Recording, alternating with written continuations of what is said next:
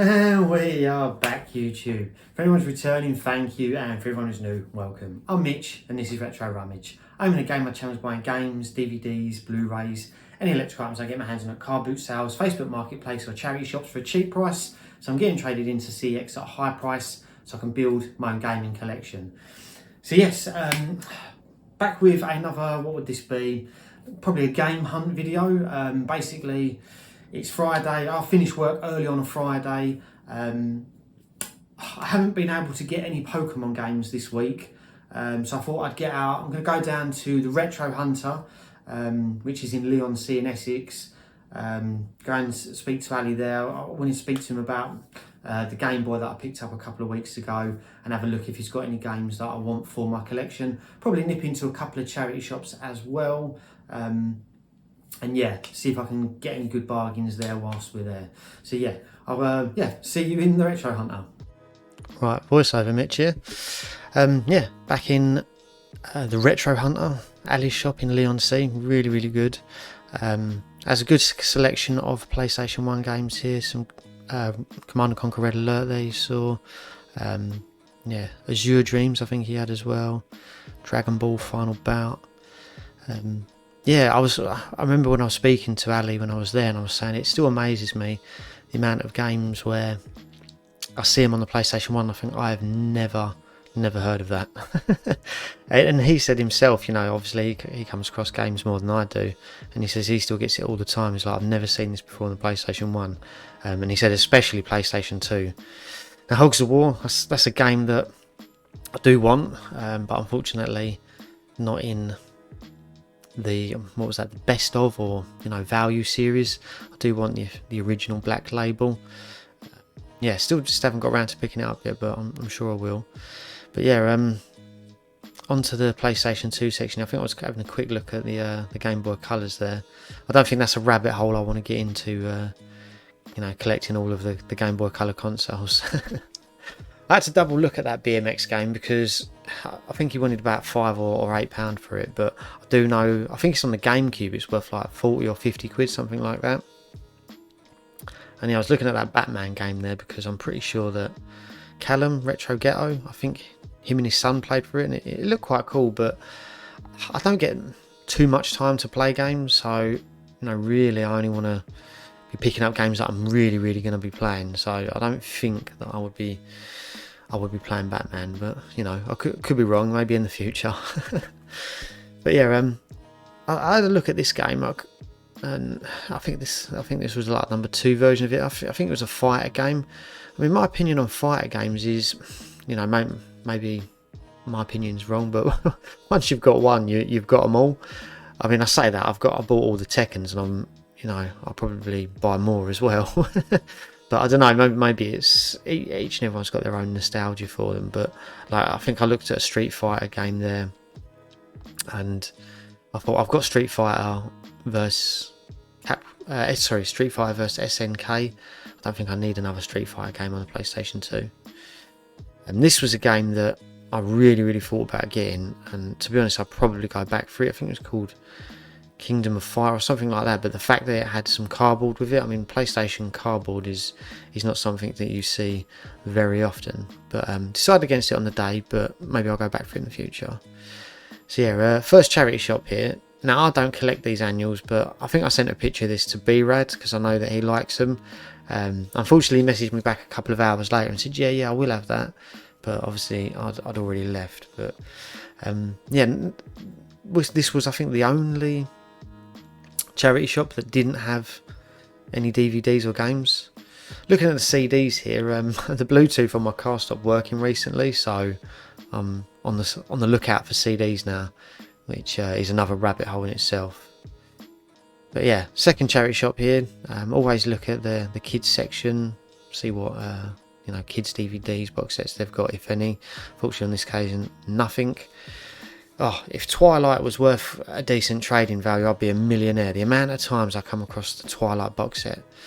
And yeah, Desperate Housewives and Mrs. Brown's Boys, see them all the time. Who are there people buying these as Christmas gifts? Because the charity shops and boot sales are just littered with them. People obviously didn't want them, but they kept getting bought for some reason.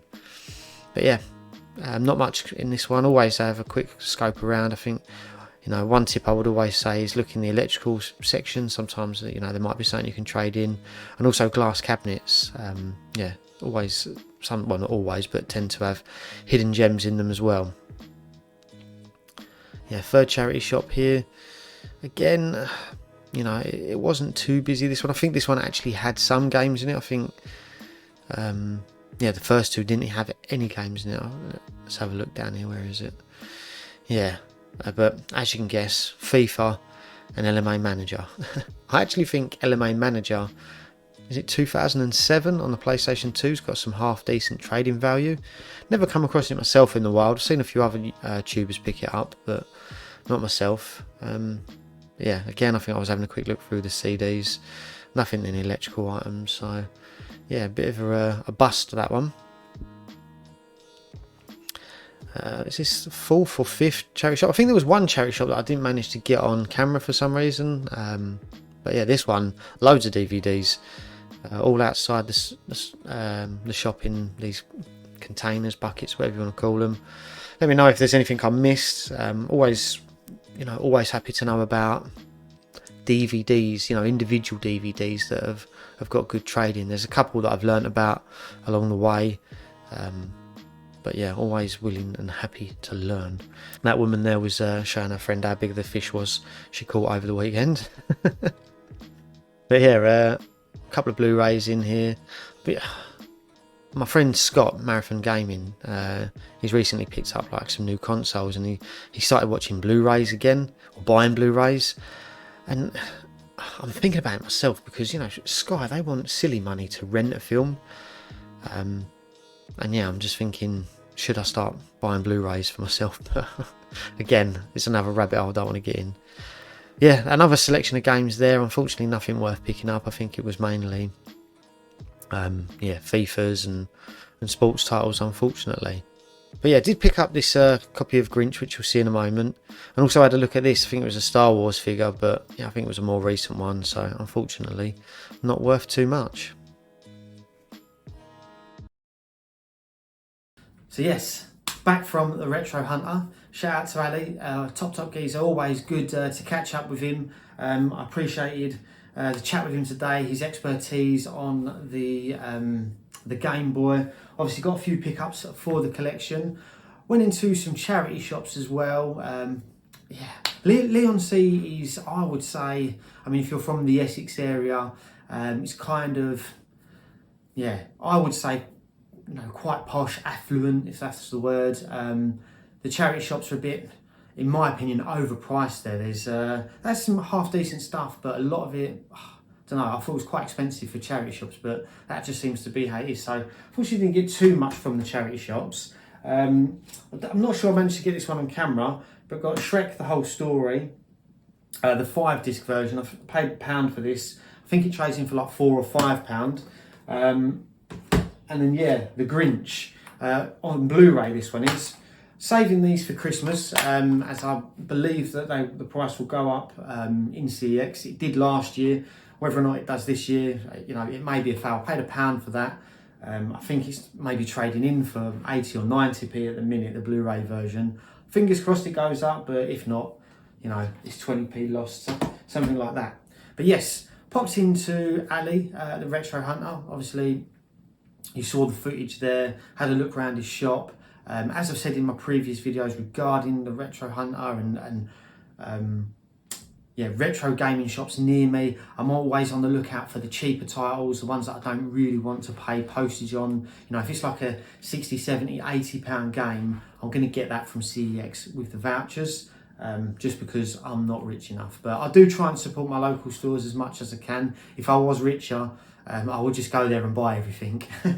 But yeah, I mean, initially I spoke to him as well because if you see in my previous video, I picked up a Game Boy original DMG that I believe the box is fake.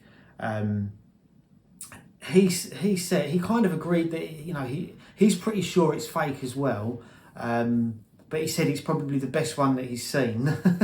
You know, the inside of the box looks legit, like as in how it would, you know, a normal one, the colour, the folds, the cut and everything.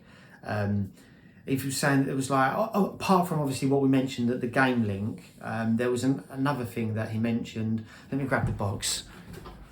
So yeah, he mentioned that the colouring on this bit here was a little bit lighter than on the original boxes. Now, unfortunately, he didn't have any in store at the moment, but he did have some photos of ones that he previously had.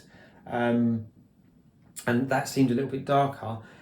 And what else was it? I think on the box there it says TM, but on an original it's got the, I think it's the R or the TR for trademark in a circle. And then another thing that he noticed on the back where it said, where was it? Distributed by Bandai. And he was saying that he doesn't ever remember Bandai distributing these.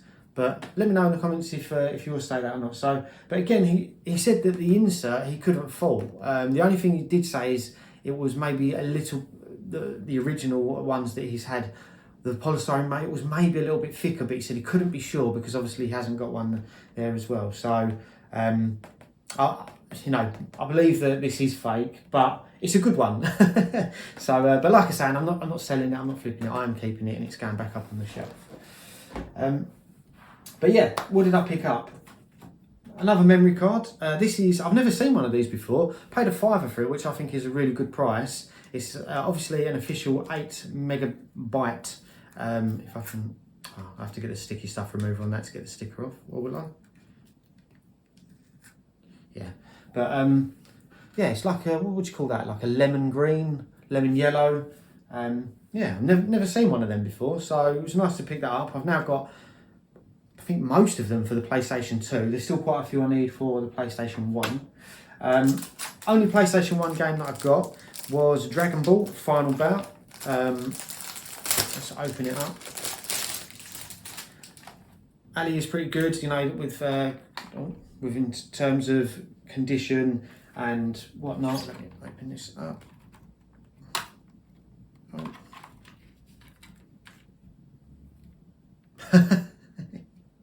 Well, I've been bigging him up. He's normally pretty good. It's my fault for not checking, but yeah, it's got Alien Trilogy Platinum in it, and the discs, the bit in the middle is broken. So, you know, I'm sure he'll give me a refund or let me trade it in store for another game. But yeah.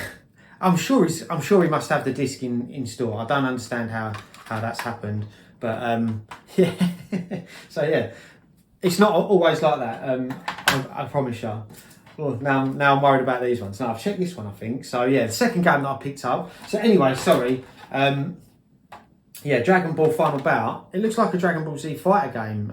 It actually looks pretty good, but yeah, I obviously can't play it. Never seen it before, but I was looking forward to giving that a go. But I'll have to contact Ali and tell him about that one. Next game we've got Siphon Filter, the Omega Strain on PlayStation 2. Love Siphon Filter on PlayStation 1. Never played it on PlayStation 3. Paid a £5 for that. Yeah, that one as well. I paid £10 for. Yeah, paid a £5 for that, which is, I believe, is a pretty good price, you know, to guarantee the condition. Next one is Kingdom Hearts. Let's open this up. Paid £6 for this, but obviously in really good condition. You know, I'm happy to pay a little bit more than what CEX charged, but obviously you haven't got to pay for postage and you can guarantee the condition.